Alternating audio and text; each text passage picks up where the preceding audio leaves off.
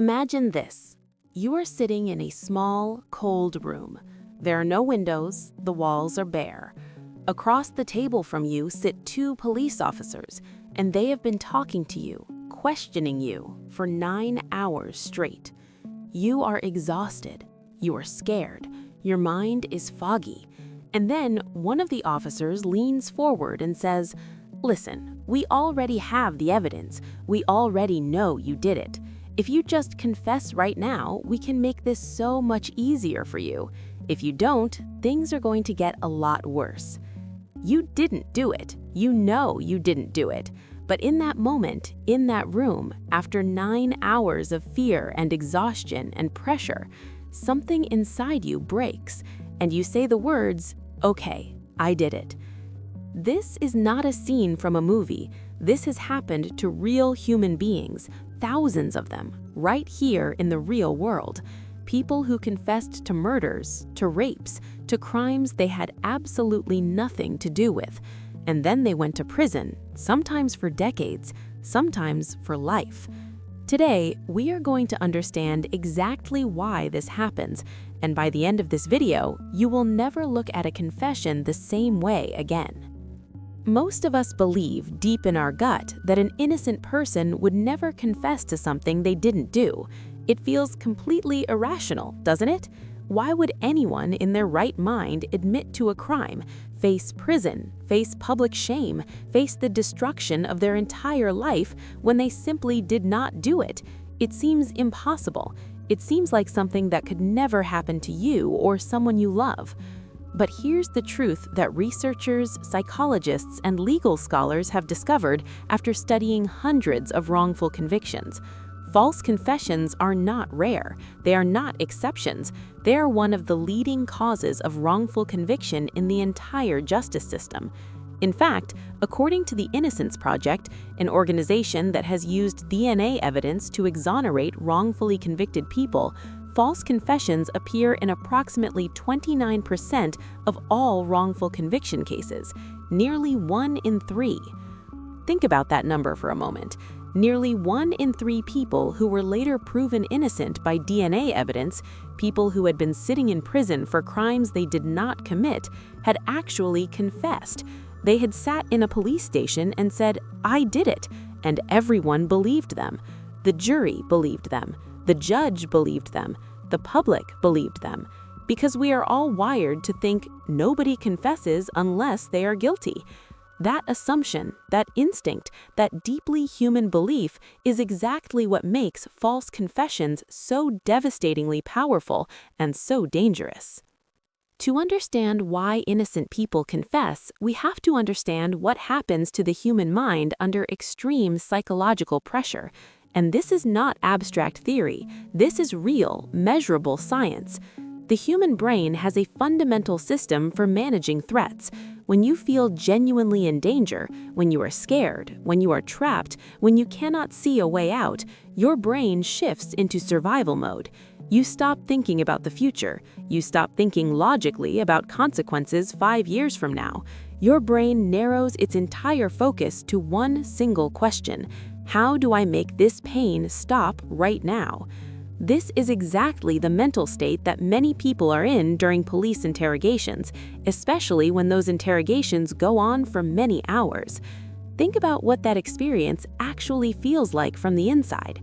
You are in a small, controlled space. You have not slept properly. You may not have eaten. You are isolated from every person who loves you, and trained professionals are sitting across from you, applying pressure, repeating accusations, sometimes lying to you about evidence they claim to have. Your mind is exhausted. Your emotional reserves are empty. And the only thing that feels like relief, the only door that seems to lead out of that room, is to say yes. Psychologists call this a coerced compliant false confession.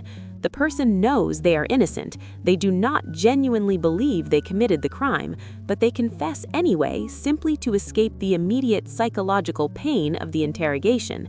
They tell themselves, "I will confess now, and then, once I get out of here, I will explain the truth to a lawyer, and everything will be sorted out."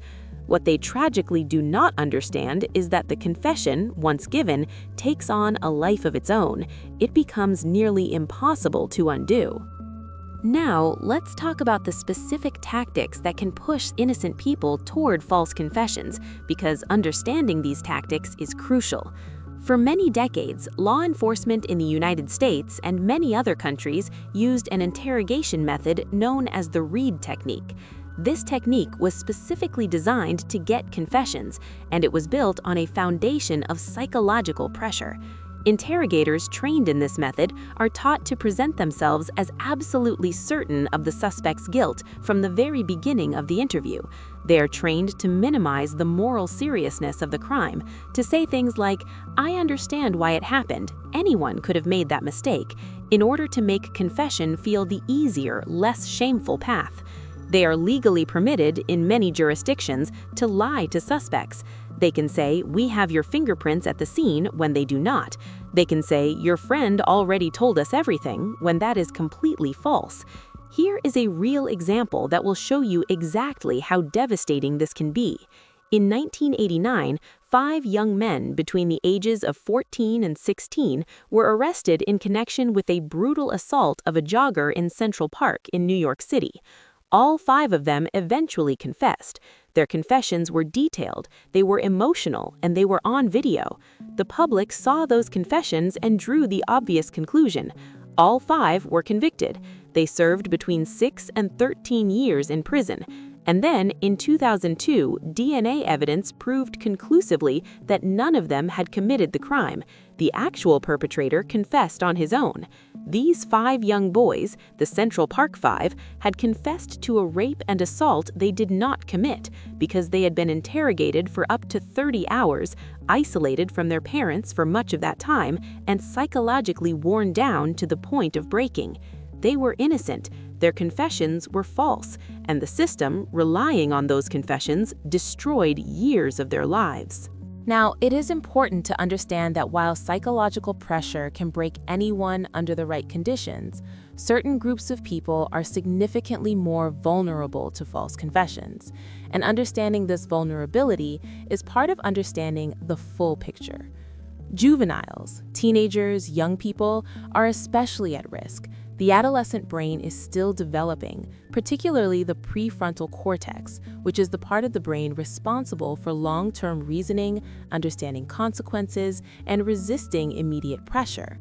A teenager in an interrogation room who is told, "Just admit it and you can go home," may genuinely not fully process the fact that admitting it will not lead to going home. They are focused on the immediate, just as the developing brain is wired to do. This is not weakness, this is neuroscience.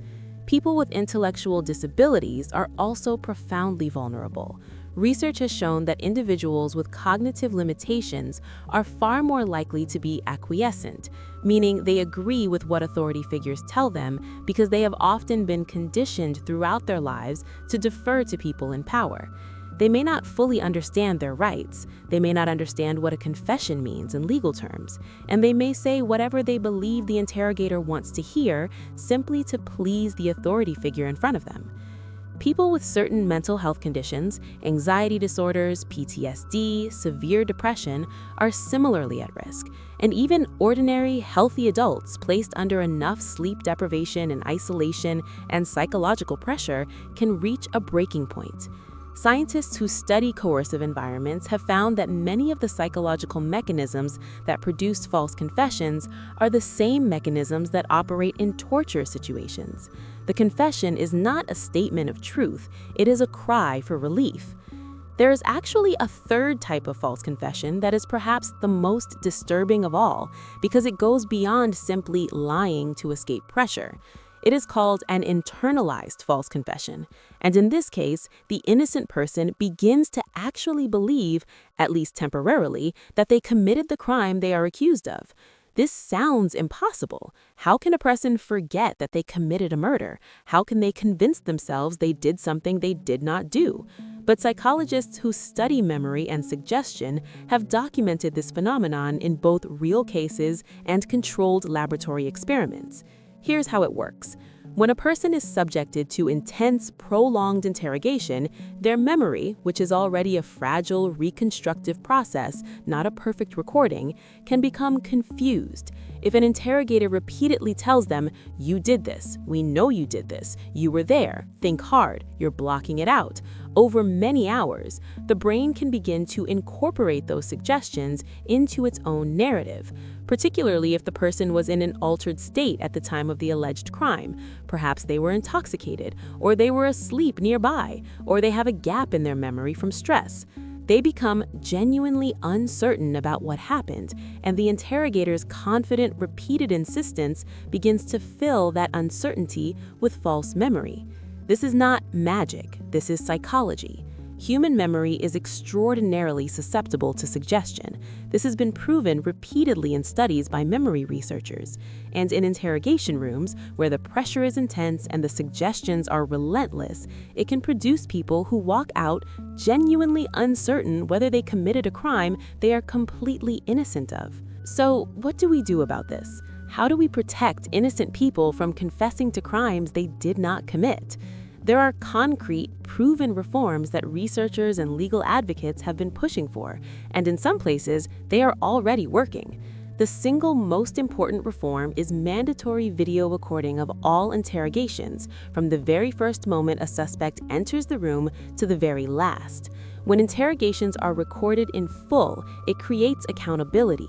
Jurors and judges can see exactly what happened. They can observe the conditions. They can hear the tone.